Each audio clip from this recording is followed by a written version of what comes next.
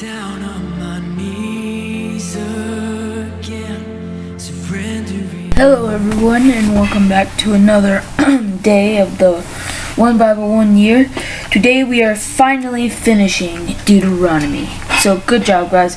I don't know about your guys' Bible, but in my Bible that's 243 pages that we've already read. So that's pretty good, I think.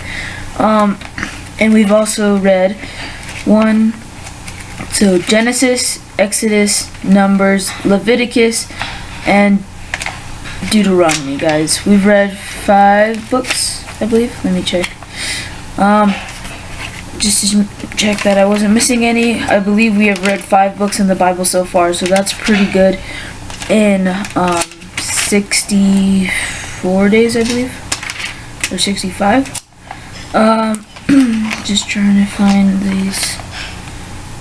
Okay, yeah, so it's Genesis, Exodus, and then Leviticus, then Numbers, and now Deuteronomy, and then we are going to be going into Joshua.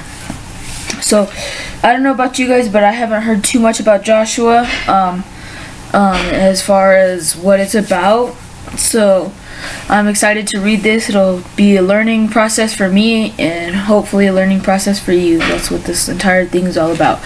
So, let's get started. Chapter 33. This is the blessing that Moses, the man of God, gave to the people of Israel before his death. The Lord came from Mount Sinai and dawned upon us from Mount Seir. He shone forth from Mount Perea and came from Meribah Kadesh with flaming fire in his right hand. Indeed, he loves his people. All his holy ones are in his hands. They follow in his steps and accept his teachings. Moses gave us the Lord's instructions, the special possession of the people of Israel. The Lord became king in Israel when the leaders of the people assembled, when the tribes of Israel gathered as one. Moses said this about the tribe of Reuben.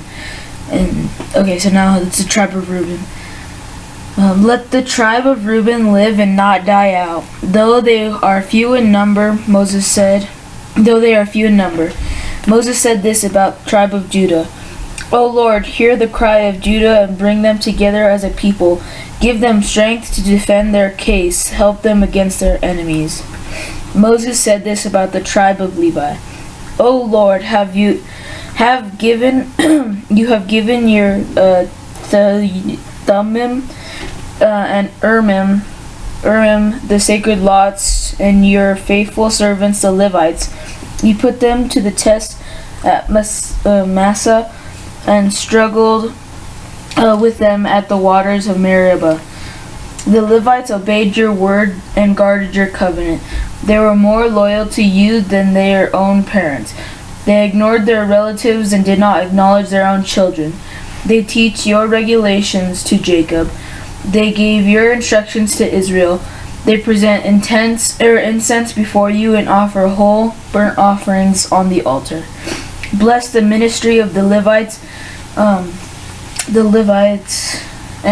Lord, and accept all the work in their hands. Hit their enemies where it hurts the most. Strike down their foes so they never rise again. Moses said this about the tribe of Benjamin. The people of Benjamin are loved by the Lord, and live in safety beside him. He surrounds them continuously and preserves them from every harm. Moses said this about the tribe of Joseph. May their land be blessed by the Lord. Put the precious gift of dew from the heavens and water from beneath the earth, with the rich fruit that grows in the sun, and the rich harvest produced each month, with the finest crops of the ancient mountains and the abundance from the everlasting hills, with the best gifts of the earth and its bounty, and the favor of the one who appears in the burning bush. May these blessings rest in Joseph's head, crowning the brow of the prince among his brothers. Joseph has the majesty of a young bull. He has the horns of a wild ox. He will gore distant. He will gore distant nations, driving them to the ends of the earth. This is my blessing for the multitudes of Ephraim and the thousands of Messiah. Moses said this about the tribes of Zebulun and Issachar. May the people of Zebulun prosper in their travels. May the people of Issachar prosper at their home in their tents. They summon the people to the mountain to offer proper sacrifices there. They benefit from the riches of the sea and the hidden treasures in the sand. Moses said this about the tribe of Gad. Blessed is the one who enlarges Gad's territory. Gad is poised there like a lion to tear off an arm or a head. The people of Gad took the best land for themselves. The leaders share what was assigned to them. When the leaders of the people were assembled, they carried out the Lord's justice and obeyed his regulations for Israel. Moses said this about the tribe of Dan. Dan is a lion's cub leaping out from Bashan. Moses said this about the tribe of Naphtali. O Naphtali, you are rich in favor and full of the Lord's blessings. May you possess the west and the south. Moses said this about the tribe of Asher. May Asher be blessed above all other sons. May he be esteemed by his brothers. May he bathe his feet in olive oil. May the bolts of your gates be of iron and bronze. May you secure all your days. There is no one like the God of Israel. He rides across the heavens to help you, across the skies in majestic splendor. The eternal God is your refuge, and his everlasting arms are under you. He drives out the enemy before you. He cries out, "Destroy them," so Israel will live in safety. Prosperous Jacob in security, in the land of grain and new wine. While the heavens drop down dew, how blessed are you, O Israel, who else is like you, a people saved by the Lord. He is your protecting shield and your triumphant sword. Your enemies will cringe before you, and you will stomp on their backs. Chapter 34. Last chapter of the entire book of Deuteronomy. Then Moses went up to Mount Nebo from the plains of Moab and climbed Pagesha Peak, which is across from Jericho, and the Lord showed him the whole land from Gilead as far as Dan, all the land of Naphtali, the land of Ephraim and Messiah, all the land of Judah, extending to the Mediterranean Sea, the Negev, the Jordan Valley with Jericho, the city of palms, as far as Zor. Then the Lord said to Moses, "This is the land I promised on oath to Abraham, Isaac, and Jacob when I said, I will give it to your descendants. I have now allowed you to see it with your own eyes, but you will not enter the land." So Moses, the servant of the Lord, died there in the land of Moab, just as the Lord had said. The Lord buried him in the valley near Beth Peor in Moab, but to this day no one knows the exact place. Moses was 120 years old when he died, yet his eyesight was clear, and he was as strong as ever. The people of Israel mourned for Moses on the plains of Moab for 30 days until the customary period of mourning was over. Now Joshua son of Nun was full of the spirit of wisdom, for Moses had laid his hands on him. So the people of Israel obeyed him, doing just as the Lord had commanded Moses.